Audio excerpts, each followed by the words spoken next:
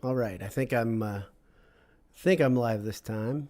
Hey everybody, hope your evening is going okay. As you just saw a few minutes ago, Purdue has lost another heartbreaker. This time they lose to Minnesota, um, 68-71.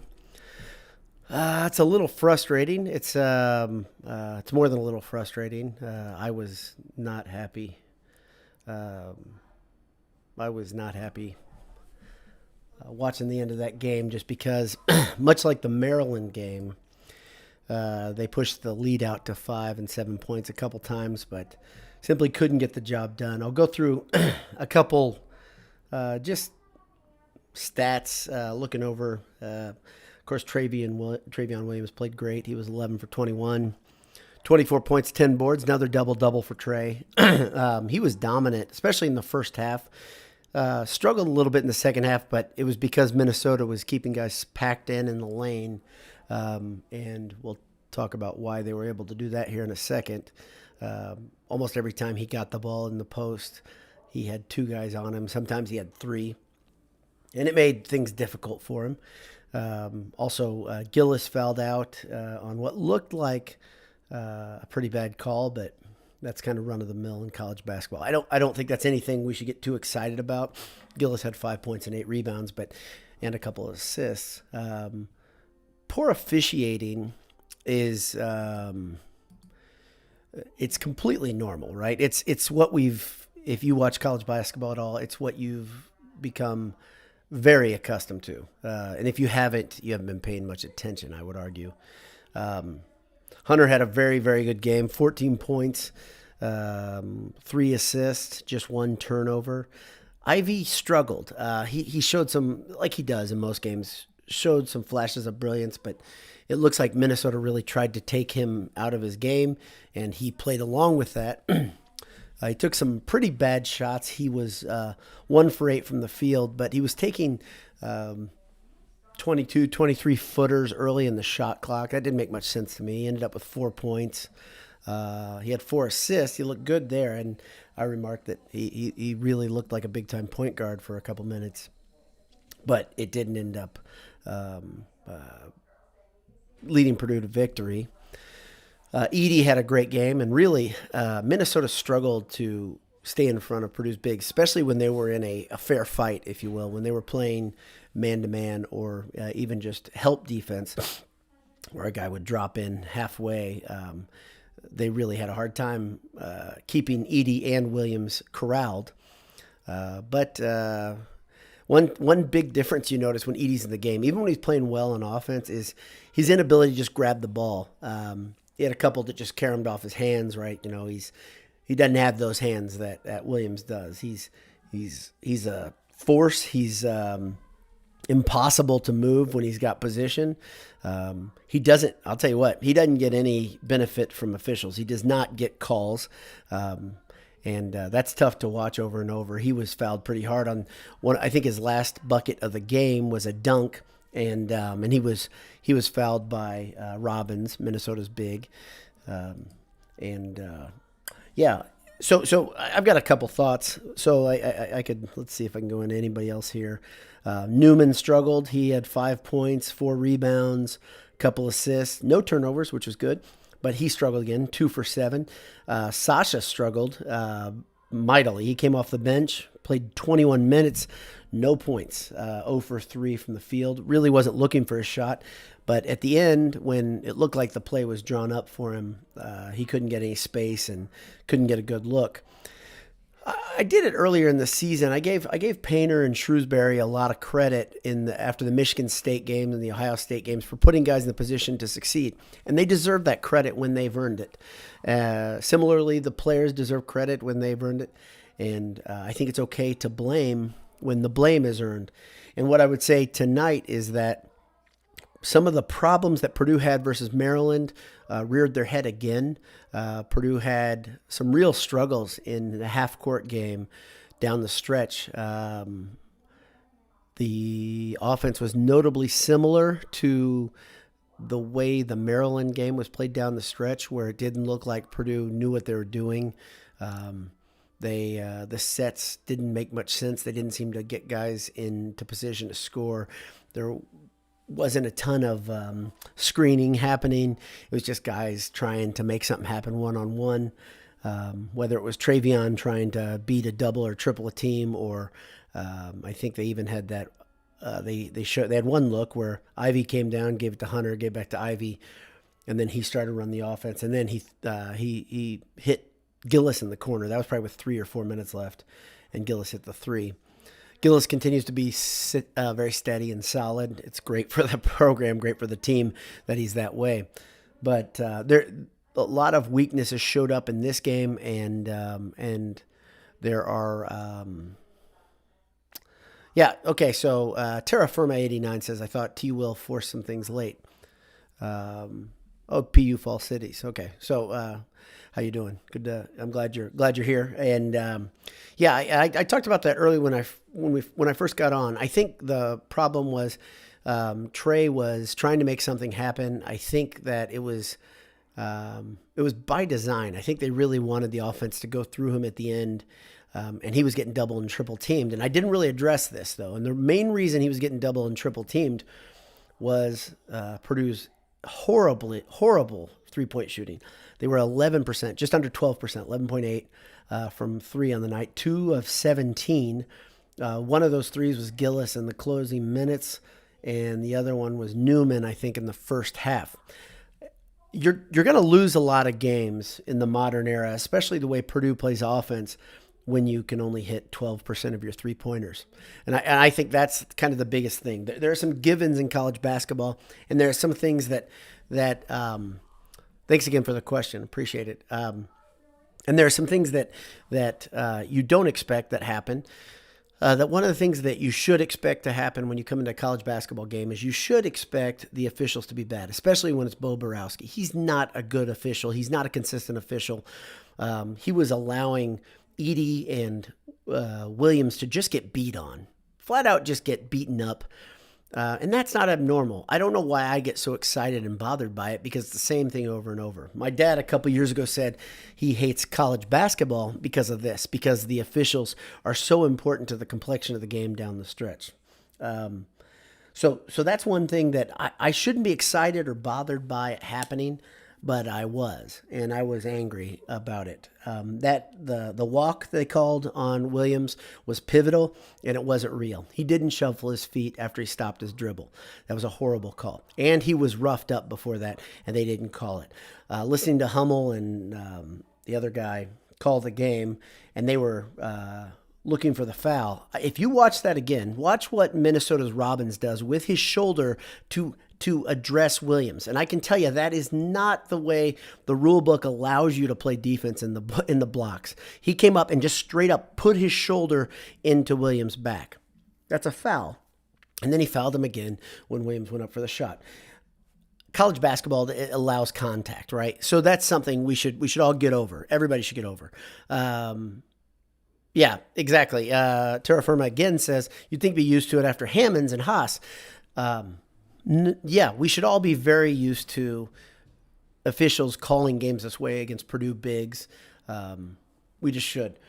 The thing that I think the variables that I shouldn't have been ready for, and I'm not ready for, is when Purdue shoots 12% from 3, when Purdue has horrible offensive sets in the half court in the closing minutes time and time again, and they did, and when they call plays when the game is on the line that don't seem to make much sense. And I know why they wanted to go full court, because they wanted to get a 3 off, and they didn't want to be fouled on the court.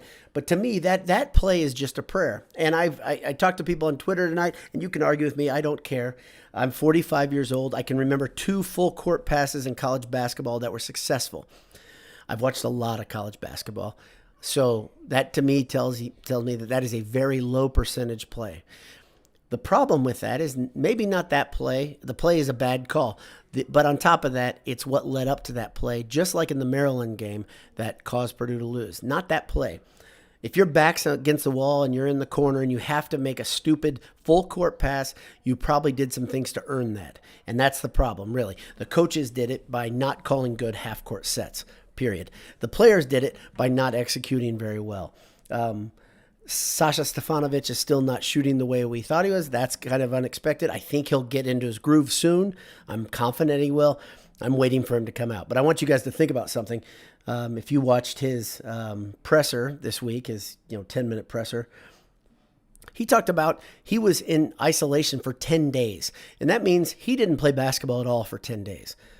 That's a big deal for a guy who's a shooter and he's got to get in rhythm. So now he's got to kind of get his feet under him and get his shot back. Yeah. Okay. So Terraform asked the question, do you think it's bad play calling or players not executing? I think that one play, that long court play, is a horrible play call. So and people can disagree with me and they can argue they're not going to convince me otherwise, just because I haven't seen that play successful ever at Purdue. And I've only seen it twice successful in college basketball I can think of. One was the Bryce Drew play, and the other one was Christian Laettner. And if you guys don't know those plays, you're probably a little bit younger than me. Both of them were in the NCAA tournament on a huge stage. And I'm sure it's happened other times. Those are just the two that I think of. So it's almost like football, right? When you say, when Purdue loses on offense, defense, and special teams and coaching, right? You're like, okay, this is a full effort. They earned this loss today. Well, Purdue earned the loss today because down the stretch, the coaches and the players, neither one really did what they're supposed to do. I want to address something too. Listening to people tell me how good Marcus Carr is offensively is tough for me to swallow. And I'll tell you why that's tough for me to swallow. Marcus Carr may score a lot of points, and Rob Hummel kept saying he's a volume shooter. Well, that's code for he's a gunner, right? A volume shooter is a guy that shoots way too much. He puts up way too many shots, and Carr is that guy. I think tonight he shot like 35%, and Hunter played great defense. There's no doubt. But this is what Carr does. It's not just against Purdue. He puts up a ton of shots. Versus Purdue last time, he just didn't get the chance to put up many shots because Hunter was so stifling. Tonight, he put up shots, and some of his garbage fell. That bank three-point shot is exactly how I shoot. I'm a horrible basketball player, especially now in my age. I was not great when I was younger, but I'm really not good now. That's a garbage shot. And I'll also say the other one that he made was garbage too. He's just kind of hoping it goes in. That's, if I were, like when we saw Ivy hit the three versus Ohio State, that's not the shot you want, right? It may go in, but it's not the shot you want. And I think any good coach would say something like that just because something goes in doesn't mean it's the right shot or the right play call. And it eventually comes back to bite teams like that. But Marcus Carr is not a great player. Gunners in college basketball, I don't have much time for him. I don't have much time for him in the NBA. I don't like the NBA game. I don't know why you'd give a guy. It frustrated me. So just to show you I'm consistent, it frustrated me with Carson Edwards. Was at Purdue. It was great when he was hot. I haven't seen Marcus Carr really hot yet. I just see every game that he comes in, he's going to shoot a billion times, and sometimes he's going to fall.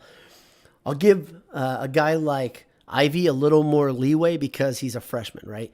And I think he's got huge upside. And he showed tonight his ability to pass and recognize situations. That's a big deal.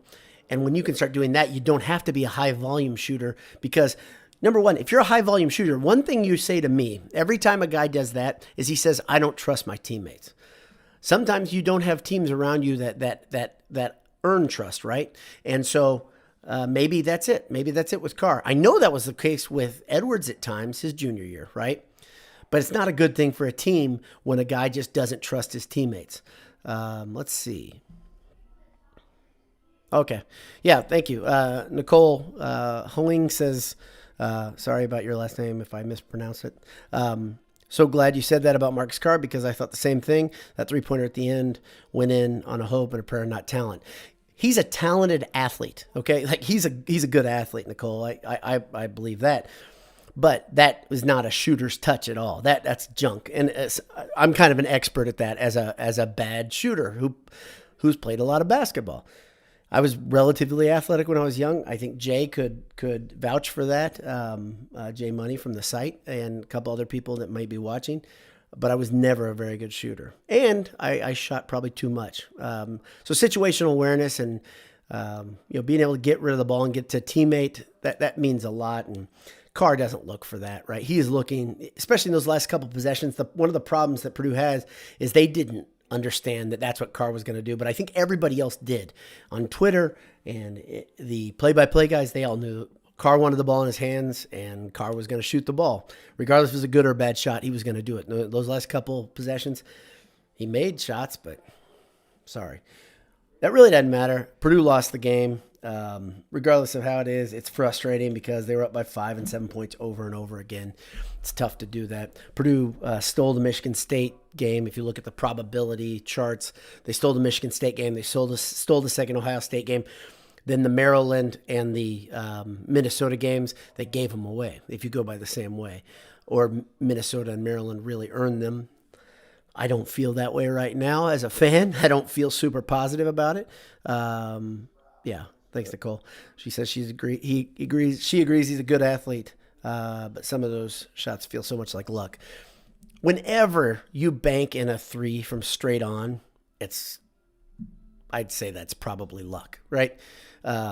Nobody teaches anybody to bank in 3 pointers straight on, and he was almost straight on. He was slightly to the right. So, Michael asked a question, how are you doing tonight? It was a good game, tough loss. I'm much better now. You know, I get over it much quicker than I used to. So that's the good news. But I was pretty angry right after the game, and I hate that. I hate feeling that angry about a game that's really inconsequential to my life. I've got a family that's healthy, and college basketball really isn't something that's going to define me. So it's silly. I feel bad when I get that angry, and I shouldn't get that angry, but I was angry earlier, and glad I had a chance to cool off. I ate some dinner, and then I came on here with you guys. So again, let's talk a couple more things. Purdue drops to 13-8, 8-6 in the conference. I think they're going to be 6th in the Big Ten now. I don't think they had any chance at winning the conference at all, but I think they did have a chance of getting the double bye in the Big Ten conference tournament. I don't think they've got much of a chance at that now. If you look ahead, let's look at the schedule real quick together.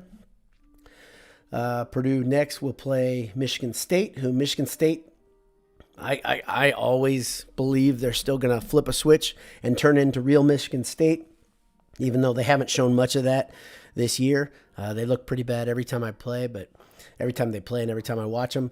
But so then you got versus Michigan State. So that's in God's country at Mackey Arena, at Nebraska, at Penn State versus Wisconsin and versus IU. There's winnable games in there, just to quote Scott Frost. But at the same time, if they keep playing the way they're doing down the stretch, they could be in massive trouble if they don't start figuring out how to win games. And we can blame this on whatever we want. We can blame it on youth. We can blame it on coaching. It really doesn't matter what you blame it on if it keeps happening. And so now they've done it twice in 3 games, and there's real danger of this becoming a trend, and that's a problem. So that's about it. Purdue drops another game, a frustrating game, and next up, Michigan State after a little bit of a break. And no games this weekend. Thanks for tuning in. Thanks to the people who were here live and asked questions. Appreciate you guys. Appreciate everybody out there. I'll post this on the website on Boiled Sports with my quick post-game blurb. And once again, appreciate you guys. Have a great day. Let me mention our sponsors, of course. Martin Vintage, you know those guys. Purdue T-shirts, classic stuff, comfortable things. MartinVintage.com, and her Boiled at checkout, 15% off. Gridiron Metalworks and her Boiled Sports at checkout for a free gift if you want to get something that's super unique. And then AJ's, eataj's.com. If you are near on campus, order from them. This is not baloney. This is not bull crap, whatever you want to say. If you like good grub, if you're too lazy to cook and you're on campus, eataj's.com. Order something from them. I got to tell you, this stuff is super important, guys. If you don't know any small business owners, this has kept AJ's, they've kind of thrived the last few weeks with that, with order, people coming, picking up the food and then getting it delivered. So eataj's.com. Good people. All of our sponsors are Purdue people, just like you guys out there listening. And like I said, appreciate you guys. Have a great evening. Boiler up, hammer down. If you guys have any suggestions or anything anything that you would like us to talk about in the next week or so, drop us a line on Twitter. We'll respond. And my pal Michael has a neat idea. I don't know if it's going to formulate or not. There's a lot of that. As you get older and you run a fan site like we do, sometimes your intention doesn't get you to where you want it to, meaning you have all these good ideas about what you want to post, and then being a grown-up sometimes gets in the way, and that definitely happens for the BS staff. All of these guys are busy, including me, but I think they're a little busier than I am right now, and so hopefully we'll have something new and exciting on the site soon, and we'll see you on Twitter. Thanks a lot. God bless you. Hammer down.